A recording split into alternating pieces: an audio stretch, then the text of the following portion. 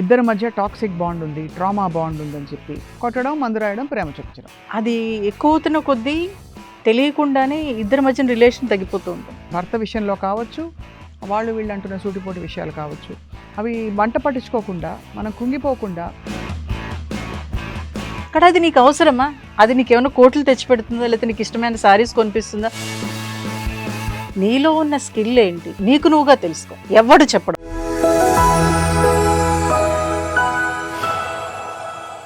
ఇది కేవలం సమాచారంగా మాత్రమే భావించండి. వైద్య నిపుణులను సంప్రదించండి. టాక్సిక్ రిలేషన్షిప్ అనే ఒక పదం బాగా వింటున్నాం ఇప్పుడు. ఇద్దరి మధ్య టాక్సిక్ బాండ్ ఉంది, ట్రామా బాండ్ ఉందని చెప్పి, అంటే కొట్టడం, మందు రాయడం, ప్రేమ చూపించడం, కొట్టడం, మందు రాయడం, ప్రేమ చూపించడం. ఈ సైకిల్కి అలవాటు పడిపోతారు, అబ్యూస్కి అలవాటు పడిన వాళ్ళు అంటారు. అది యాక్చువల్లీ చూస్తే మీరు ఈ కాన్సెప్ట్లన్నీ తీసి చూస్తే మీరు ఇందాక అనుకున్నట్టు 70-80% అలాగే ఉంటున్నారు. ఇదే జీవితం అని కొనసాగించేస్తారు. దానివల్ల లాంగ్ టర్మ్ డ్యామేజ్ జరుగుతుంది. ఏమన్నా ఎందుకు జరగదు మేడం? ఇప్పుడు ఏదో నేను కొట్టేశాను, నీకు మందు రాసేసాను, నీకు ప్రేమ చూపించేసానంటే అది ఎంతకాలం? ఒక గదిలో పెట్టేసి కొట్టేశాడు, బయటికి తీసుకొచ్చి మళ్ళీ ఏమనుకోవద్దు సారీ అని ఎన్నిసార్లు అలా? ఒక 10 times చేశాడు అనుకోండి, 11th time యాక్సెప్ట్ చేస్తారా? చేయరు కదా. అది ఎక్కువ అవుతున్న కొద్దీ తెలియకుండానే ఇద్దరి మధ్యన రిలేషన్ తగ్గిపోతూ ఉంటుంది, ఆ ఎఫెక్షన్ తగ్గిపోతుంది. ఎప్పుడైతే ఎఫెక్షన్ తగ్గిపోయిందో కోర్టుల మెట్లు ఎక్కుతారు. కాబట్టి అది ఆలోచించుకోవాలి. ఎందుకంటే ఏదో పిల్లల్ని మనం కొడితే ఏదో కొంతకాలం ఊరుకుంటారు, తర్వాత టీనేజ్కి వచ్చేటప్పటికి తిరగబడతారు కదా. ఇది అంతే. కాబట్టి అది చాలా రాంగ్.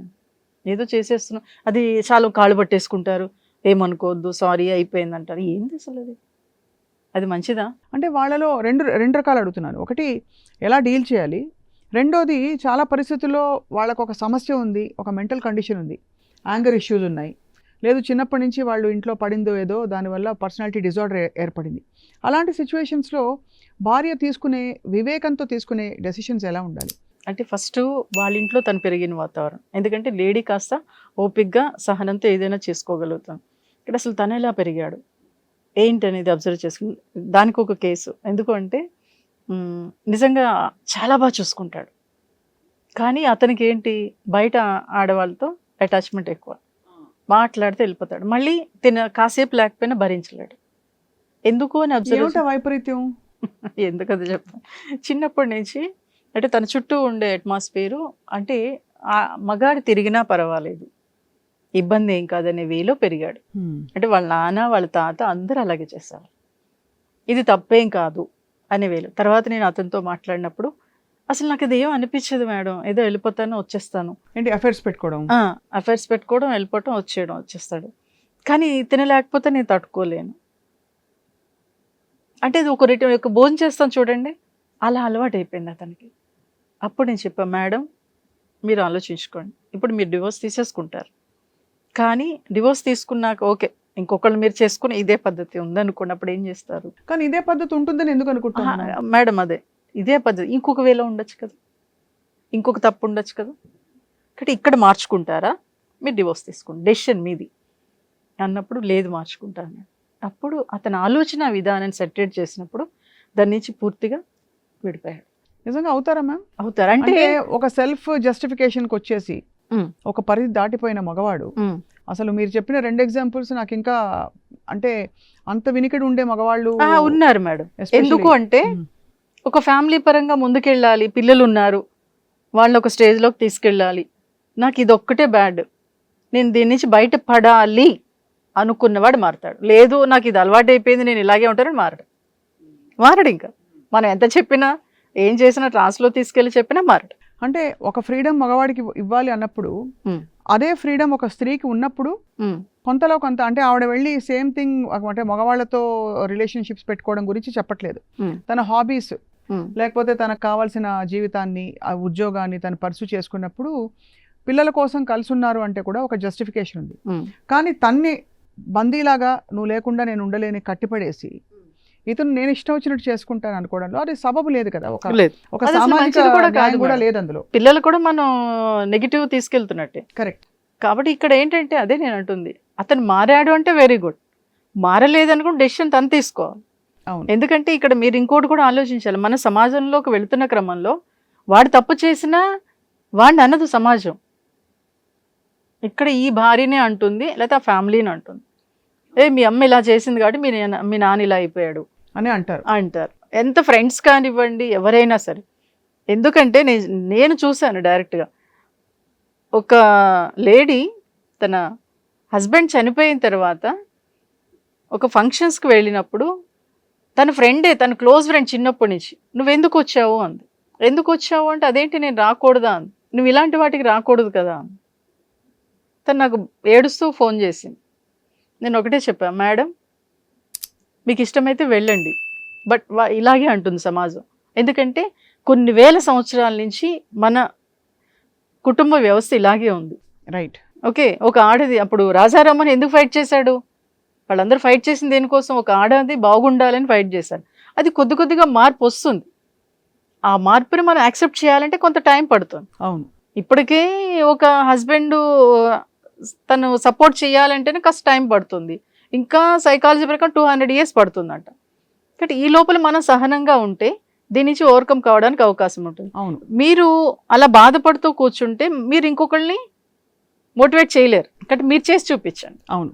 అన్నప్పుడు తను చాలా చక్కగా తన అన్ని కార్యక్రమాలు చేసుకుంటూ తన పిల్లలకు కూడా చెప్పారు, ఇది తప్పేం కాదు, నేను పుట్టినప్పుడు నాకు అన్నీ ఇచ్చారు, పెళ్ళైనప్పుడు ఒక తాళి కట్టాడు అంతే మగాడు. కాబట్టి తర్వాత క్రమంలో ఓకే తాళి తీసేసుకోమంటే తీసేసుకోమనండి, కానీ ఇవన్నీ నాకు ఎందుకు మీరు యాక్సెప్ట్ చేయరు? అందుకే తమిళంలో ఒకటి ఉంటుందట, వాళ్ళు వచ్చి బొట్టు పెట్టరు, ప్లేట్లో అన్నీ పెట్టేసి తీసుకెళ్ళి మీకు కావాలంటే పెట్టుకోండి అని వెళ్ళి ఇస్తూ ఉంటారట. అంటే సో దట్ ఆక్వర్డ్నెస్ లేకుండా. అది అంటే అక్కడ వాళ్ళని అవమానించినట్టు కదా మన వాళ్ళందరూ. అవును. దాన్ని ఎందుకు అలా చేయాలి అనేది నువ్వు ఆలోచించి నువ్వు స్టార్ట్ చేయి. అది అంటే అప్పుడు తను ఏం చేసిందంటే ఇలాగే శ్రావణ మాసం వస్తే అందరినీ పిలిచిందంట. నువ్వెందుకు చేసుకున్నావు అంటే వచ్చారా లేదా అన్న. మేడం వచ్చారు మేడం అంది. అందరూ వచ్చి పసుపు కుంకుమ అన్నీ తీసుకొని వెళ్ళారట. అంటే తను సాధించిన గ్రేటే కదా. తప్పకుండా అది అంటే నేను ఇక్కడ అడుగుతున్నది సమాజం కోణం నుంచి. మీరు అన్నట్టు సమాజం మనం మార్చలేము, సమాజాన్ని మనం మారాలి. మనం మారినప్పుడు మనకి ఏమి correct balanced assessment of the situation, భర్త విషయంలో కావచ్చు, వాళ్ళు వీళ్ళు అంటున్న సూటిపోటి విషయాలు కావచ్చు, అవి మంట పట్టించుకోకుండా మనం కృంగిపోకుండా మనకు చెప్పుకునే విషయాలు ఏంటని, what are the positive affirmations. మన ఒకటే మేడం, స్వప్న గారు ఉన్నారు, అన్నీ చెప్పలేరు కదా, మీలో కొన్ని క్వాలిటీస్ ఉంటాయి. ఆ క్వాలిటీస్ ఏంటని మీకే తెలుసు, నాకు కూడా తెలియదు, పక్కనున్న హస్బెండ్కి తెలియదు, పిల్లలకి తెలియదు, కానీ నేనేం చేయగలను ఏంటనేది మీకు తెలుసు. వాటిని బయటకు తీయండి అంతే. ఎప్పుడైతే అంటే వాళ్ళు అంటారు మేడం, నేనే చెప్తున్నాను, పక్కనున్న మన వాళ్ళే అంటారు, మన ఫ్యామిలీస్ అంటారు, మన అక్క చెల్లెళ్ళే అంటారు, బయట వాళ్ళు అవసరం లేదు. కానీ అది నీకు అవసరమా? అది నీకు ఏమైనా కోట్లు తెచ్చిపెడుతుందా? లేకపోతే నీకు ఇష్టమైన శారీస్ కొనిపిస్తుందా? నీకు ఇష్టమైన బంగారం కొనిపిస్తుందా? ఏమీ లేదు కదా. నీలో ఉన్న స్కిల్ ఏంటి, నువ్వు అసలు ఏం చేయగలవు, రైట్, నువ్వేం చేస్తే నువ్వు బయటికి వెళ్ళగలుగుతావు, అవి నీకు నువ్వుగా తెలుసుకో. ఎవడు చెప్పడం మర్చిపోయినా, ఎవరో చెప్తారు ఏదో చేస్తారు అని ఎదురు చూస్తూ కూర్చునే బదులు పెన్ను తీ, పేపర్ తీ, అసలు నువ్వేంటి, నీలో నెగిటివ్స్ ఏంటి. ఒకసారి ఇలాగే ఒక అమ్మాయి మ్యారేజ్ అయిపోయింది, డివోర్స్ అయిపోయింది, బాగా డిప్రెషన్లోకి వెళ్ళిపోయింది. అసలు ఏంటి నువ్వు ఇలా చేస్తున్నావు అంటే, ఫస్ట్ నీ గురించి నువ్వు లేదు మేడం నాలో అన్ని పాజిటివ్స్ అస్సలు ఏమి ఉండవంది. ముందు నువ్వు రాసుకురాను. ఒక 20 నెగిటివ్స్ రాసింది, 2 పాజిటివ్స్ రాసింది. ఏంది ఇది అన్నా నేను. లేదు మేడం నాకేమీ రావట్లేదు. మరి నువ్వే కదా అన్నావు అన్నీ నాలో పాజిటివ్స్ ఉన్నాయని. అంటే నీలో మిస్టేక్ ఉన్నట్టేగా. కాబట్టి నిన్ను నువ్వు అబ్జర్వ్ చేసుకో. ఎప్పుడైతే నీ గురించి నువ్వు తెలుసుకున్నావో అప్పుడు నువ్వు ఏదైనా చేయగలుగుతావు. అప్పుడు భయపడతాడు పక్కనోడు. కరెక్ట్. అరే ఈ అమ్మాయి చేసుకుంటూ వెళ్ళిపోతుంది. సో అయితే మనలోని స్ట్రెంగ్త్ ని బయటికి తీయాలి ఇటువంటి సమయాల్లో. అంటారు మేడం, అందరూ అంటూ ఉంటారు, చిన్నవాళ్ళ నుంచి ముసలి వాళ్ళ వరకు ఏదోటి అంటూనే ఉంటారు. మనం బయటకు అడుగు పెట్టామంటేనే అంటారు. ఆ సమాజంలో అలా మైండ్లో ఉండిపోయింది అంతే. మనం ఎప్పుడైతే ధైర్యంగా ముందుకు వచ్చామో అమ్మో మనకెందుకు వచ్చిందిలే బాబు, మన నోరి నొప్పు అని చెప్పి స్టాప్ అయిపోతారు. అప్పుడు మనం ముందుకెళ్ళడానికి అవకాశం. ఇప్పుడు ఈ లక్షణాలు ఉంటే అది అబ్యూజ్ అని అంటారు. మిమ్మల్ని అతిగా ఫోన్ చూసుకుంటున్నాడా అతను, మీరు పక్కన ఉంటే కూడా టీవీ చూస్తున్నాడా, ఇంకేం చేస్తున్నాడా అంటే మీరు లెక్క చేయట్లేదని రాస్తారు. సగం జీవితాలు అలా అయిపోతాయి, ఎక్కువ జీవితాలు అలాగే ఉంటాయి. సో అవతల మనిషిని ఎక్స్పెక్ట్ చేసే బదులు మనని మనం సమాధానపరచుకొని మన స్ట్రెంగ్త్ని మనం బయటకు తీయడం అనే ఒక ఇది పెట్టుకుంటే బహుశా చాలా వాటికి పరిష్కారం కదా, మనం హ్యాపీగా ఎంజాయ్ చేయగలుగుతాం లైఫ్. లేదంటే ఇప్పుడు చూడండి, ఇప్పుడు ఎంతకాలం బ్రతుకుతున్నాం? మీరు అన్నారు ఒక పాయింట్, ఎదుటి వాళ్ళు అనే మాటల గురించి ఆలోచిస్తూ టైం గడిపేస్తున్నాం. అలాగే అయిపోతుంది నిజంగానే. సగం లైఫ్ అది దానికే వెళ్ళిపోతుంది. నిద్రలో ఉండట్లేదు, వాడేమనుకుంటున్నాడు, వీడేమనుకుంటున్నాడు, వాడు నన్ను ఏమన్నాడు, ఇవే ఆలోచిస్తున్నారు. అవును. అదే అంట, దాని బదులు నీ స్కిల్ ఏంటో తెలుసుకో, కొత్త విషయాలు నేర్చుకో. ఎప్పుడైతే కొత్త నేర్చుకున్నావో మైండ్ యాక్టివ్ అవుతుంది. ఎప్పుడైతే యాక్టివ్ అయిందో క్రియేటివ్గా థింక్ చేయగలుగుతావు. అప్పుడు నీ పని నువ్వు బాగా చేసుకోగలుగుతావు. పిల్లల్లో కూడా అది ఎక్కువైపోయింది మధ్యన. నెగిటివ్ అనేది చాలా ఫాస్ట్గా వెళ్ళిపోతుంది. దాన్ని తగ్గించాలంటే ఫస్ట్ మనల్ని మనం మార్చుకోవాలంట. ఇక్కడ వైఫ్ అండ్ హస్బెండ్లో కూడా అది ఉంటుంది. వాడిని మార్చేస్తానంటది, లేకపోతే దీన్ని మార్చేస్తానండి. ఎందుకు మారుస్తావు? అసలు మారుతారా వాళ్ళు? నువ్వు మారకుండా వాళ్ళు మారరు. కాబట్టి నిన్ను నువ్వు మార్చుకుంటే అప్పుడు ఇవన్నీ కాస్త నిన్ను నువ్వు ఎలా మార్చుకోవాలి? అవతల మనిషి ఇవన్నీ చేస్తున్నాడు, బయట కార్యక్రమాలు ఉన్నాయి, లేకపోతే బయటకి ఫ్రెండ్స్తో వెళ్ళిపోతున్నాడు, టైం ఇవ్వట్లేదు, అటెన్షన్ ఇవ్వట్లేదు, నువ్వు ఏం చేయాలి ఆ టైంలో? అది వెరీ గుడ్. ఇక్కడ ఎప్పుడైతే వాళ్ళు వెళ్ళిపోతున్నారు, చేస్తున్నారు అనేది మనం ఆలోచిస్తూ ఉంటే మనం చేసే పని మనం చేయలేం. ఎప్పుడైతే నువ్వు స్ట్రాంగ్ అయ్యావో అప్పుడు వాడు భయపడతాడు. అమ్మో ఇది స్ట్రాంగ్ అయిపోతుంది, తన పనులు తను చేసుకుంటుంది, నన్ను పట్టించుకోవట్లేదు. అప్పుడు ఇటు నుంచి వస్తారు. అప్పుడు ఇక్కడి నుంచి బుజ్జగించడం, మాట్లాడడం, చేయటం స్టార్ట్ అవుతుంది. కాబట్టి వాడిని పట్టించుకున్నంతసేపు నీ స్కిల్స్ తెలియవు, నువ్వు అసలు ఏంటో తెలియదు. ఎందుకంటే ఇంట్లో కూర్చుని సాయంత్రాలు చాలా మంది గింజుకుంటారు, బాధపడతారు. చూసావా రాలేదు, 7 గంటలకు వస్తున్నాడు, 8:30 అయింది, ఇంతవరకు అసలు ఫోన్ కూడా చేయలేదు, ఫోన్ చేస్తే విసుక్కున్నాడు. ఇందులో చాలా ఎనర్జీ డ్రైన్ అయిపోతుంది కదండి. వేస్ట్ అమ్మా. అక్కడ ఎంత అంటే అసలు వీళ్ళ స్కిల్ చచ్చిపోతుంది, అక్కడే వీక్నెస్. నేను రాకపోతే ఇది ఇంకా డల్ అయిపోతుందిలే అంటే మనతో ఆడుకుంటున్నట్టేగా, మన వీక్నెస్ని పట్టుకున్నట్టేగా. ఇక్కడ పిల్లలు కూడా అదే అబ్జర్వ్ చేస్తారు. అందుకే ఏంటంటే తల్లి డల్గా ఉందంటే వెంటనే కనిపెట్టేస్తారు, వాళ్ళకి ఏం కావాల్సిన చేయించేసుకుంటారు. నాకు ఇంగ్లీష్ సినిమాలో శ్రీదేవి గుర్తొస్తున్నారు, చూసుంటారు ఆ సినిమా మీరు? చూసాను.